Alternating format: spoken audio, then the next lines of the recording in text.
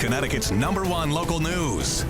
This is Channel 3 Eyewitness News. Good morning, everyone. We hope that you're staying warm on this frigid Friday. I'm Nicole Nalepa. We're going to send it right over to Scott to see how long these cold temperatures will be flirting with the single digits. Yeah, today, tonight, tomorrow.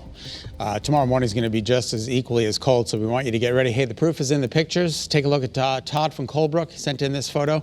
2 degrees below zero, the actual temperature. That's the actual temperature that does not take into account the wind, okay? So that's really brutal. Our Channel 3 early morning dual pole radar scans the state dry. We had a couple of snow showers move through the state, especially southwest Connecticut. This morning did coat up some of the roads in Bridgeport. Wind chill advisory in effect for northern Connecticut, and a wind advisory is in effect for Fairfield and for New Haven counties. So just know that it is windy out there and it is downright cold. All right, today our daytime highs will climb into the mid to upper teens, but the wind will make it feel substantially colder. More of the same for the shoreline, 10, and it's just ridiculously cold this morning. And the temperatures are only going to move into the mid to upper teens. Now, if I showed this and said these are tonight's overnight lows, that would be pretty close to normal, but not for daytime highs, that's for sure. Just a beautiful sunrise this morning in Old Saybrook. Good morning to you. It's cold out there and it's windy, but at least it's sunny. The temperatures out there whoa, look at Salisbury, 1 degree this morning. 1, 3 in Torrington, 5 in Waterbury, 6 at Bradley. Single-digit temperatures. This is what we promised you yesterday. It has come to fruition, and low teens along the shore, or tweens, I should say, 12 in New Haven, 12 in Bridgeport, not even in the teens there.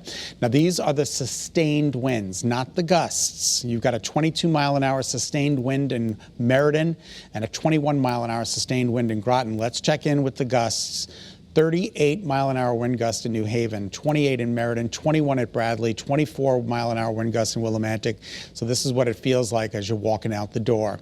This is what it feels like to expose skin. 3 degrees below zero at Bradley.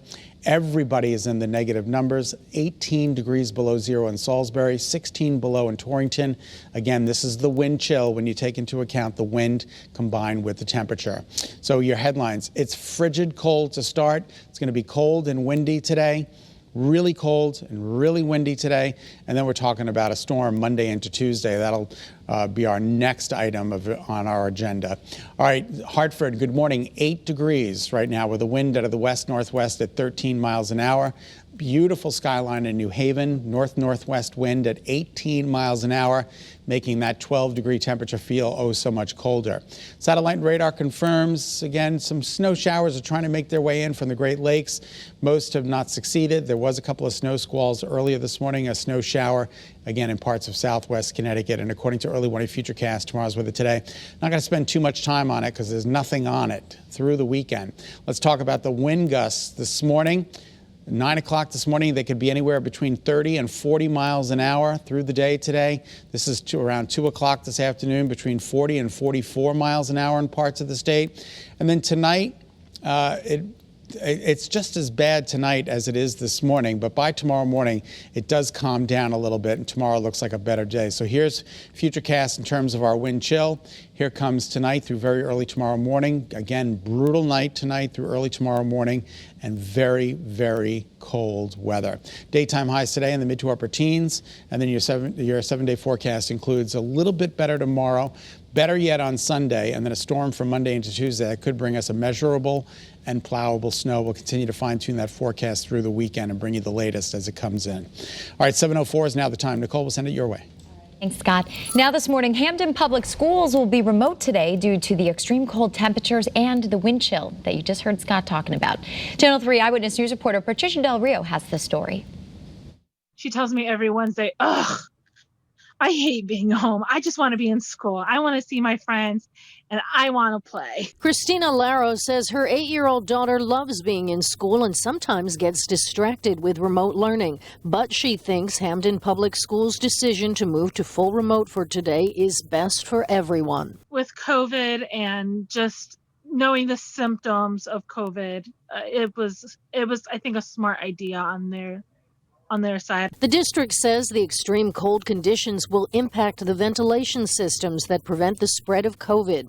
They say because they need the proper air exchange, they won't be able to properly heat the schools.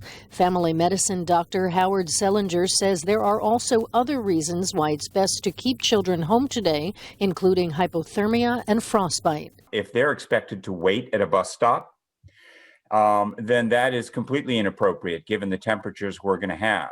Patricia Del Rio, Channel 3 Eyewitness News. And as the temperatures end up dipping into the single digits, there are homeless shelters that are expecting more visitors over the next few days. Also, we do want to reinforce that the doctor says your child should be bundled up and wearing layers, and make sure that their head, their ears, their nose are all covered. All right, so because of this pandemic, many shelters will have to reduce their capacity as a result, and we're talking about warming shelters. Money is being raised to put people in motels. There are people that are rugged and living outside most of the year. They need to get inside. COVID relief packages have included aid for shelters, which is resulting in more centers opening up to accommodate reduced capacity. Now moving on to the latest coronavirus numbers. The state's positivity rate has reached the lowest number that we've seen in months. It dropped to 3.5% yesterday. And this is actually the second time in 3 days the positivity rate has been below 4% since the beginning of November.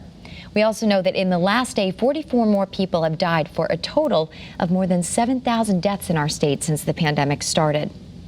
Now, Connecticut remains to be one of the top states in the U.S. in terms of getting its population vaccinated. Despite this success, though, there is still plenty of frustration when it comes to making appointments to get vaccinated. The state is trying to make scheduling appointments a little bit of an easier process. Many people have been complaining about long waits when they call the assistance line. Since people 75 and older are currently being vaccinated, the governor recognizes that making appointments online can be difficult.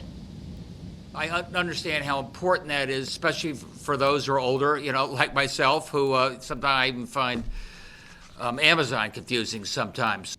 The state is adding 80 more people to answer the vaccine assistance hotline, and the number to call is 877-918-2224. You can also find that on the Channel 3 app. Some Sandy Hook parents are speaking out after a congresswoman's old social media posts resurfaced. Georgia Republican Representative Marjorie Taylor Greene has indicated support for executing prominent Democrats.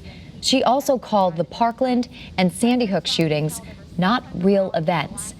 Some Sandy Hook parents responded to this by saying, quote, having a Sandy Hook and Parkland denier on the House Education and Labor Committee is an attack on any and every family whose loved ones were murdered in mass shootings that have now become fodder for hoaxers, unquote. Connecticut Congresswoman Jahana Hayes and several other members of Congress are asking for Taylor Greene to be removed from this House Education Committee, which she was just placed on.